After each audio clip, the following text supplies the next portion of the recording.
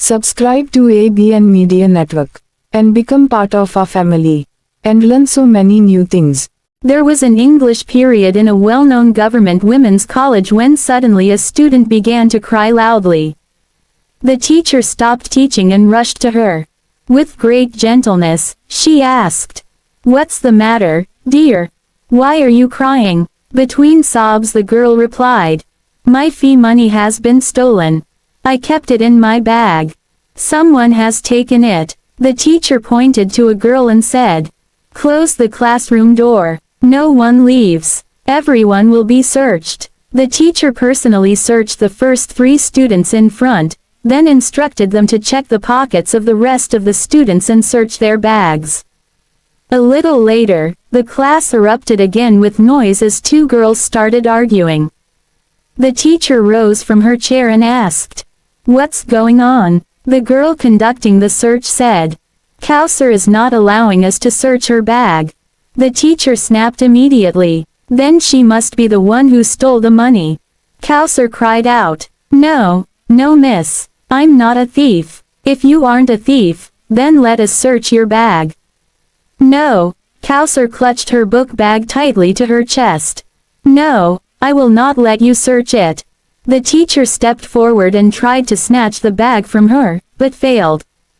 Anger rose in her. She slapped Kausar across the face. The girl burst into tears. The teacher moved toward her again, raising her hand to strike. When a commanding voice rang out, "Stop!" the teacher turned back and saw the principal.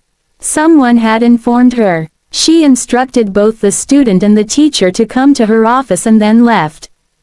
In the office, the principal asked, "What happened?" The teacher narrated the entire incident. The principal gently asked the girl, "Did you steal the money?" "No," she shook her head. Tears welled in Kausar's eyes. "Even if, for a moment, we assume you didn't," the principal said calmly. "When every student was being searched, why did you refuse?" Kausar stared silently at the principal. 2 large tears rolled down her cheeks. The teacher tried to speak, but the experienced principal raised her hand to stop her. The principal's heart refused to believe that the girl was a thief. If she wasn't, why would she choose humiliation over a simple search? What was she hiding? She began thinking. After a moment, she asked the teacher to return to class. The principal seated Kausar lovingly on the chair in front of her and asked again. This time Kausar quietly handed over her bag. With curiosity and a pounding heart, the principal opened it. And then, along with the books and notebooks, a black, crumpled plastic shopping bag fell out. Kausar felt as if her heart had fallen out of her chest. She began sobbing uncontrollably. The principal opened the bag. Inside were leftover pieces of burgers, samosas, pizza slices, naan, some kebabs, and chicken pieces soaked in yogurt chutney. Everything became clear to the principal. Shaking, she stood up, hugged the crying Kausar, and began crying herself. Kausar explained, "I don't have any elder brother. My 3 siblings are younger than me. Father fell ill before his retirement. There is no other earner in the house. We can't survive on his pension. Out of hunger we often go without food for a day and night. There was nothing for breakfast. On my way to college, I felt so weak with hunger I could barely walk. I passed by a kebab shop and saw in the trash some pieces of naan and a half-eaten chicken piece. Without thinking, I picked them up and ate them. I drank water from a nearby tap and thanked God.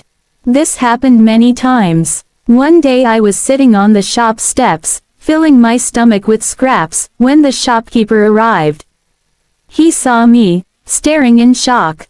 Watching me eat those scraps like a starved child, he was first disturbed, then he understood. He turned out to be a kind and compassionate man. I told him everything truthfully.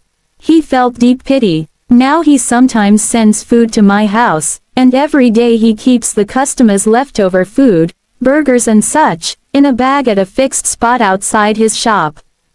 I pick it up on my way to college, place it in my school bag, and take it home after classes. My parents know. I have seen tears in their eyes when they eat leftover food. My younger siblings don't understand, they even fight each other over it. That is why I wasn't letting anyone search my bag. Please take care of such dignified but struggling people around you. They choose honor over exposing their poverty.